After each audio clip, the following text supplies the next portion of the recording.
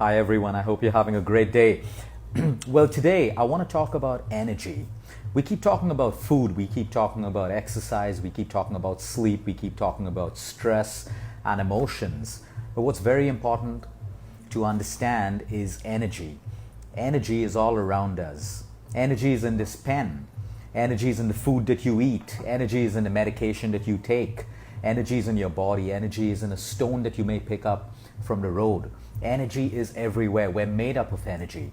We're made up of trillions of cells which are powered with either the right energy or the wrong energy.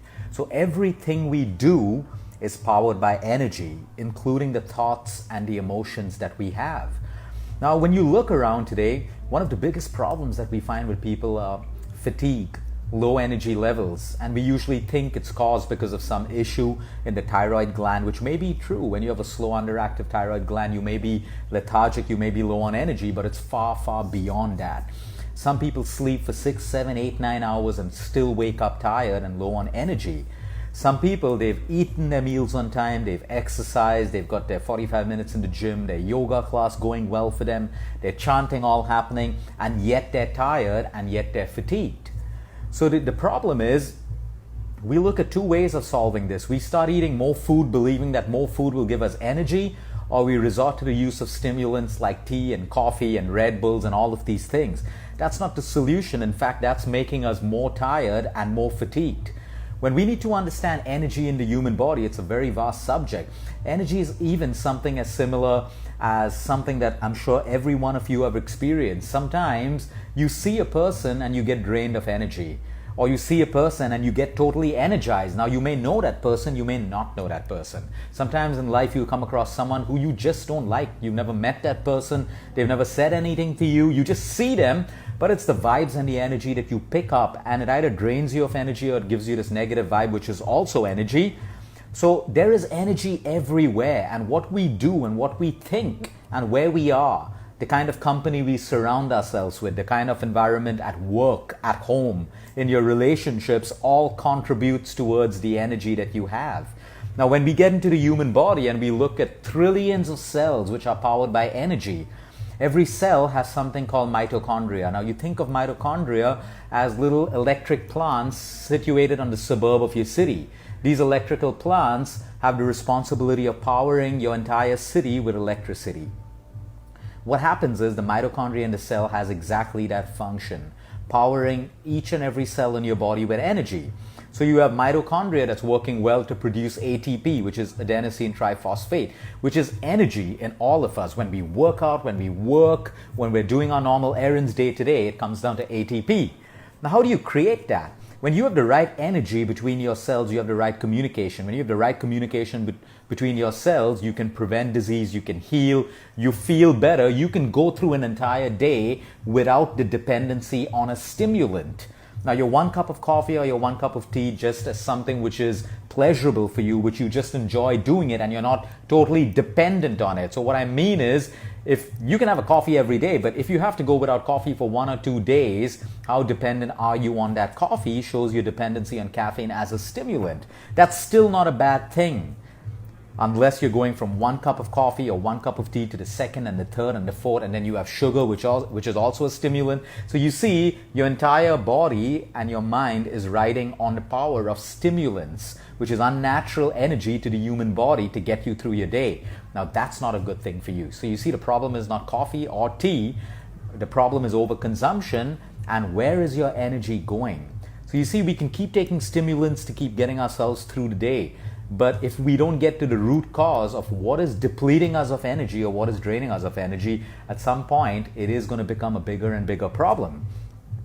For immunity, to build immunity, because everyone today has understood the importance of immunity and its role in preventing disease and healing even the most complex diseases on this planet, it comes down to the intelligence of your body and immunity. And everything that contributes to good immunity is the food that you eat, your activity, your sleep, your exercise, the medication that your doctor may have put you on. Everything comes together to heal you and boost immunity. So immunity requires energy. You require energy to heal. So when you look at some people who are going through serious illnesses and they're fatigued and they're constantly tired, they can't move, their body's drained of energy, they will not heal unless their cells started getting the right amount of energy to boost its power to heal. Which is why when someone is sick, you got to look at lifestyle, their nutrition, everything. It's holistic. It's not just more and more medication. It's also the right food to give the cells the energy that they require to heal. And of course, it's not about the quantity of food. So some people who are seriously sick and go through cancer, they're constantly told to eat what they want and constantly eat and put on weight. You don't put on weight that way. In fact, you deplete the body of more energy because you make your digestive system work harder and harder and harder, which also requires energy. The same energy that your body needs to heal is now diverted towards digesting anything that you eat. So you got to be very careful with the nutrition that you put in your body. Energy should result in you feeling good. Now, I'm not talking about feeling good for 1 hour. When you have your coffee, you get your high and you're riding on that stimulant power and then you have a crash and then you're feeling all low and then you need another stimulant. I'm talking about feeling good at any point in the day, running on your natural resources of cellular energy. That's what energy should result in, you feeling naturally good. And then it contributes towards your strength to do things. Most people drop out of their workouts or don't work out because they start feeling lazy. Sometimes it's not just laziness, they just don't have the strength. When you have a body without strength, you don't feel like working out. But we blame it on motivation and inspiration, which may be true. But sometimes you're just so fatigued, your body's so tired that you will not feel like putting your shoes and going out for that walk or going to the gym or whatever exercise it is that you do. So having energy at a cellular level will also determine your workouts, your regimens, your discipline when it comes to moving your body and creating some amount of activity. You cannot feel motivated and inspired if you're tired, if your cells are tired, if your mind is tired, if your body is tired. So what's the solution? The solution is not about Googling foods that will boost your energy. We'd rather have a reverse approach towards this and see what depletes the body of energy, because we wake up every day with life and with reserves of energy. All of us do, but now that energy is leaking. It's leaking out of a void. It's being drained somewhere we don't know. And if we know and plug those holes and voids from where your energy is draining, you automatically conserve the energy that you have. Instead of constantly adding into the body, sometimes we got to sustain and manage what we have. It's like your lungs. It's not about how much you breathe. It's about how strong your lungs are and how good your breathing is to utilize the amount of oxygen that you breathe in. It's about utilization. So number one, energy. Your energy can deplete when your water intake falls, which is why it is so important for you to stay hydrated. Even a 1% drop of your water intake will result in an amount of dehydration, which will immediately drop your energy levels. At that point, you don't need sugar, you don't need more food, you don't need more rest. You need water. You need water to replenish your energy levels. And then we have bad food and junk food that's filled with excess refined salt and sugar. These are not real foods. These are empty calories that drain the body of energy. The body utilizes a lot of energy to break down all of these sugars and salts and junk food. So junk food may give you that kick, that stimulant kick in your mind because it's got sugar and salt, two things that the human mind is addicted to and gives us an energy rush. But then there's a slump, and that's why it's never enough. We start with junk, a little bit of junk, and we go on and on eating it because we get into a vicious cycle of junking because your mind is now addicted to salt, sugar, your insulin levels are all over the place because it gets raised, and then you have a slump and your body has to produce more insulin and you have an energy crash.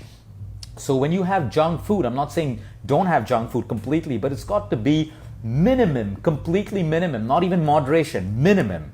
Because it drains you of energy. So people who are eating the wrong food all the time are low on energy, but then they're weak and they think they got to eat more and more. Simple vitamins, basic vitamins like vitamin D3 and B12.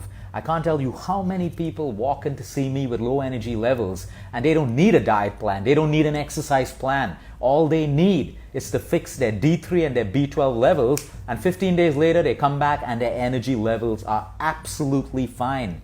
Sometimes the deficiency of even one vitamin or one mineral in the human body can create innumerable problems, which will then have innumerable solutions. But if you get to the root cause, you needed only one fix. That one vitamin had to be fixed in your body.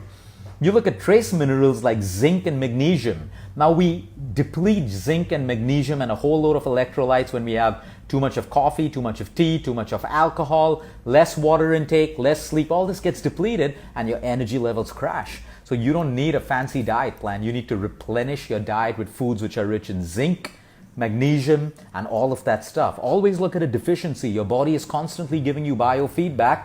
And if you listen carefully, if you live mindfully and listen carefully, your body's always telling you what is wrong. And if we listen, we fix it, the body automatically uses that to heal us and to prevent the onset or progression of disease. Coffee and tea, we like it. But if you're on more than 2 cups in a day, you're reliant on external fake energy to sustain your body, which is not a good thing because you're masking a bigger problem. It could be lack of sleep, it could be lack of minerals, it could be lack of vitamins, it could be lack of activity, it could be too much of emotional stress. We don't want to deal with it, we don't want to fix it, so we have coffee, we have tea, we have coffee, we tea, and we sail through the entire day. At some point, like I always say, the human body has a set point. The human body is resilient. You can go on pushing it, but you cross that set point and your body will shut down. It will shut down in terms of creating a disease. It'll create some pain in your body. It will slow you down if you cross that set point. So you want to be very careful about your consumption of all these stimulants. Alcohol is a stimulant, tea, coffee, dark chocolate, sugar, too much of salt. All of these things are stimulants in the body. Like I said, they're not bad as long as they're done with moderation and with wisdom. Sleep. You have even 1 or 2 hours less of sleep at night. One night of less sleep can impact your energy levels in the entire human body. One night, which is why it's so important for us to pay respect to sleep. That period in the day at night is required by the human body. It's required by the intelligence of the human body to rejuvenate you, repair, heal, prevent, balance your hormones, acidity, everything. You got to give your body what it needs. Everything else comes second. Then you have oxygen, which is my favorite part. Trillions of cells get powered with prana. Prana is oxygen. You're either breathing the wrong way or you're breathing the right way. If you're breathing the right way, your cells get what it needs to sustain energy, to produce energy. Those little power plants we spoke about, mitochondria, they get fueled by oxygen, which is why when you do pranayama, when you do deep breathing, when you go out in fresh air and you take a deep breath, you get energized immediately, which is why even 6 counts of diaphragmatic breathing, deep belly breathing, is enough to reset the entire oxygen carbon dioxide level in your body. And 6 counts of deep breathing could take you less than 2 minutes. Less than 2 minutes, and you can do this at intervals in the day. Every 4 hours, 2 minutes is all you need to do. Sit with your back straight. Inhale, your belly rises. Exhale, your belly comes down. Inhale for 4 to 5 seconds. Exhale for 4 to 5 seconds. It takes you less than a minute or 2 minutes if you want to do 6 to 12 counts. Oxygen powers energy in the human body, period. You stop breathing, your energy levels start falling immediately.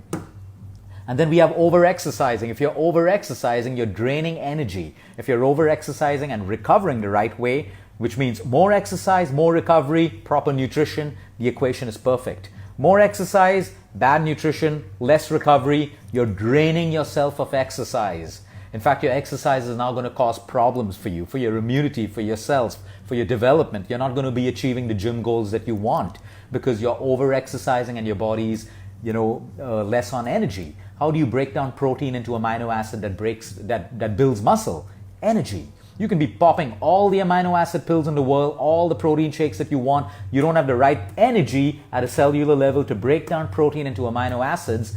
All your quantity of protein and branched chain amino acids is useless. So it's got to be done in moderation with the right amount of energy.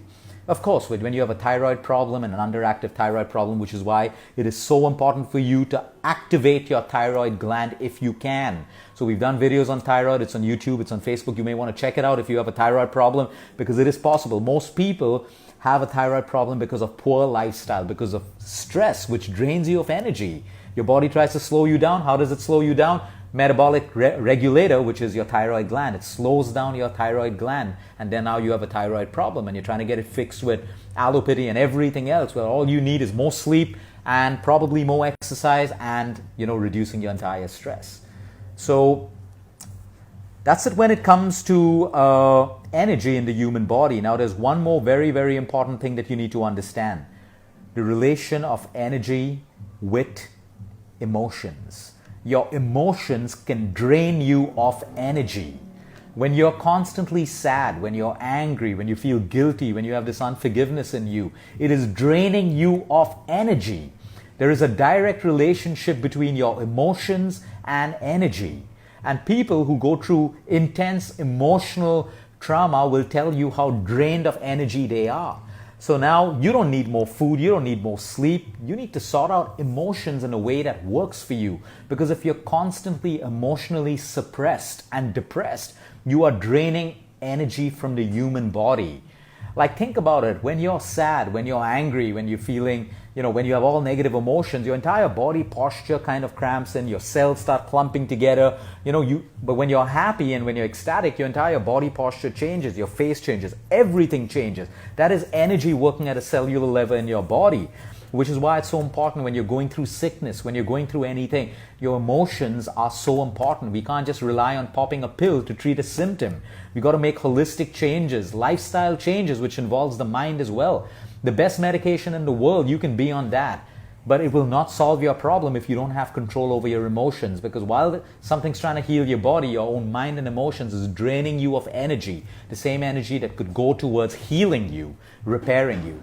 So when you put all of this together, you create energy. So there's no magic pill, there's no magic food, there's no magic nut, there's no magic tea, there's no magic rice that will boost your energy.